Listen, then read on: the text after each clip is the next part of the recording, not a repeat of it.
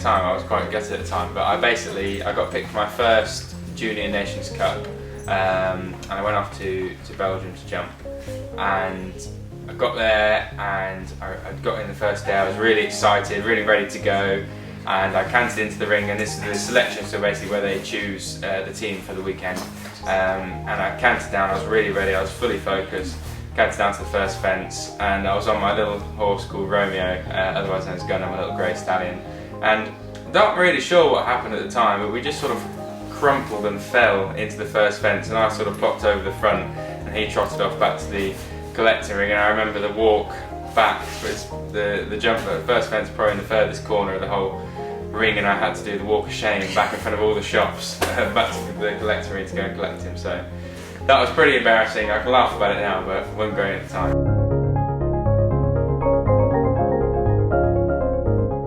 Certainly one that I'm very proud of is the Under-25 Championship at Royal Windsor.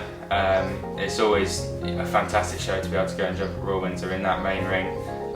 You know, it's incredible, and when you got a crowd there and things, and that again was on the same horse, Romeo, Gunner, my little stallion, and he jumped fantastic that day, and that was a very special win. That was one I won't forget. You know, it's a bit cheesy, but I definitely have to say the old man. You know, my dad, he didn't come from a horsey background. He basically started this up on his own. He didn't have a huge amount of backing to start, but he always loved the horses, and he worked incredibly hard throughout his life to get to where he got to in the end. And yeah, so I think I definitely have to say him, certainly for his work ethic and his determination to get to the top of the sport.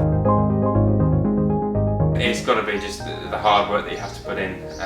He was, like I say, extremely dedicated. He'd never let anything get in his way. If he had a goal of where he wanted to go, a show he wanted to do, he'd do everything in his power to get there. He wouldn't let anything hold him back. He wouldn't you know, take a day off or you know, not get up in the morning. He would just be hard working no matter what, really. So that determination and that drive, really, that he instilled in me.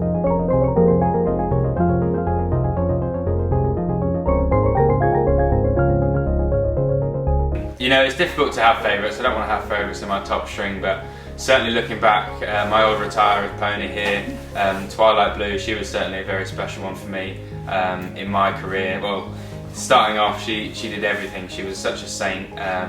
Did all sorts of things, not just show jumping, but cross country, triathlon, all of those types of bits and bobs. And whenever we did anything, she was all over it. She'd carry me around, and she taught me a lot about riding.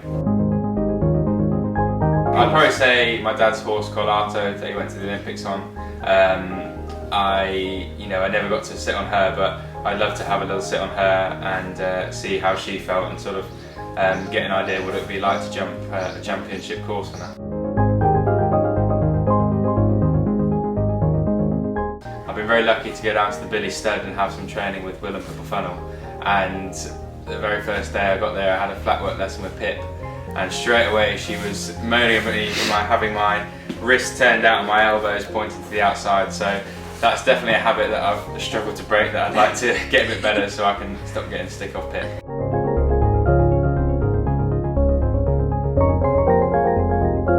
So people may not know that I used to play a lot of cricket.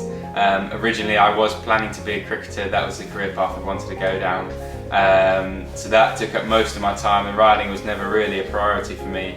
Until just recently. Before that I was always trying to be a cricketer, so that's probably one thing that people maybe don't know about me.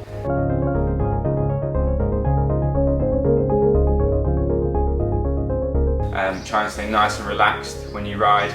You look at all those top riders, the reason they make it look so effortless is because they're always so relaxed in their body, and what that means is they're not sending any mixed signals to the horses. It's very easy. You know, if you get tense, you're nervous, you translate that straight through to the horse. They're so sensitive to have the input that you give them. So without even knowing it, you could be giving them a bit of tension, a little bit of a signal that makes them uneasy. So I think certainly staying as relaxed as you can, trying to feel as much of what the horse is doing, and trying to react to what they do to try and keep them in the best sort of frame of mind, really, to jump round.